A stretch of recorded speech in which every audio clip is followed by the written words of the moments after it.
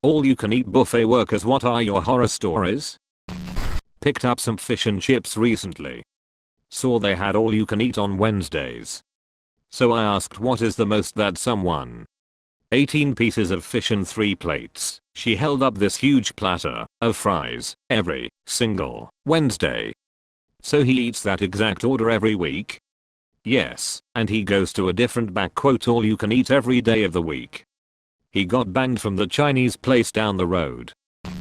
I was once at an old country buffet, waiting patiently to get some mac and cheese.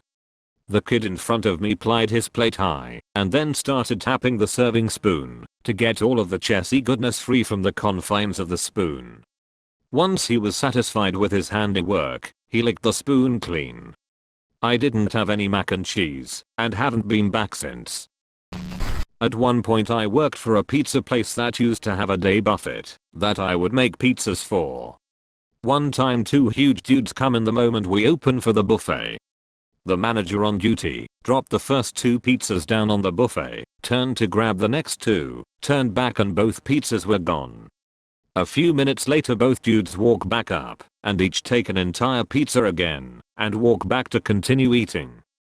They proceeded to do this over and over, grabbing an entire pizza each for themselves for the entire 3 hours we were offering the buffet. Was one heck of a day. I worked as a server at a Chinese buffet and 4 things came to mind instantly. 1. A middle-aged woman puked on her table and blamed it on giving herself the wrong insulin dose. The 4 mountains of food she destroyed probably contributed to. Profusely apologized and tipped me $1 too. I tried to pick up a dirty plate off a table that had a big pool of hibachi sauce/grease on it. The customer stopped me and said that's the best part.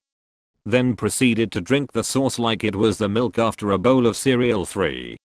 A young mother complained to me because the crab meat and cheese that we serve on the buffet made her child sick and they threw up. Her child was an infant. Not even a year old. I'm no child care expert, but baked artificial crab meat and mozzarella can't be good for a baby. 4. The restaurant was raided by ICE one morning shortly before opening. The entire back of the house and one of our managers were deported. Back of the house was 1/2 Chinese and 1/2 Latin American. Pickle boy, there was this man who used to come into our restaurant who clearly wasn't all there in the head. He was functional but very weird. As the months progressed, he got way weirder. He started wearing women's underwear over his clothes, even going so far as to stuff his bra. Picture a 6 feet 2 inches 250-pound dude with a baby face wearing silky underpants and a lace bra over atty jeans and a stained Hawaiian shirt. That's our guy. He went from being able to hold a sort of normal conversation to just spouting conspiracy theory word salad. But the weirdest thing was his change of eating habits. He used to eat a variety of our soup/salad/baked potato options from our buffet, but as his mental health deteriorated, so did his desire for variety, I guess.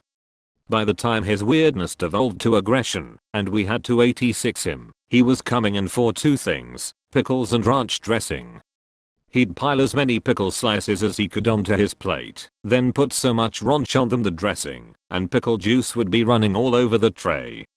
He'd eat it all, and his face would be covered in ranch and pickle bits.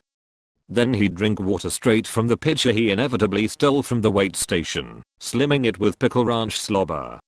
Never a dull moment with that dude around. Pickle boy, wherever you are today, I really hope you got the help you so desperately needed, but I was not sorry to see you go. I managed a buffet in a casino in Reno for a few months. Had this family come in, mom, dad, 2 little kids. I get called over to the table because the mom had thrown up on her plate/table and wanted us to take it away and clean it up. I asked if she was okay and she said she always throws up when she eats cheese. She had gotten herself an enchilada. It was Mexican theme night. WTF lady, enchiladas pretty much always have cheese. I told her I would have to call janitorial because none of my staff was trained to handle biohazards. She didn't understand why I couldn't just take it. Janitorial came in and couldn't clean up because she refused to move from the table. So janitorial left. She calls me back over and starts yelling at me. Dad starts yelling too. Apparently she wanted to keep eating after throwing up, which I thought was really gross. I had them sit at another table so they could all keep eating. Janitorial came back and cleaned the other table. Finally they go to leave and decide to make a huge scene in front of the whole restaurant and demand their money back. I refuse. Dad gets in my face and starts shouting that I'm just a racist white and his wife makes loads more money than I do. I call security and they storm out, pulling pictures off the wall and shattering them on the floor, and Dad also picked up a vase and broke it. The two kids are running around and banging on the walls. Security finally shows up. After they ran off, I have to do a report and they were put on the 86 list. I ducking hate people. Not an employee, but I was standing behind a woman at hometown buffet. She was getting some lasagna or something, basically a really cheesy pasta that when you lift the serving utensil, a lot of cheese hangs on. I witnessed her lift her pasta, twirl all the excess cheese that was connected around her index finger, and there was a lot, clip it off with her thumbnail, and then fling it back into the pasta. I knew I shouldn't have been at hometown buffet in the first place, but this solidified my stance to never go back. Worked in a buffet restaurant for a few weeks a while back.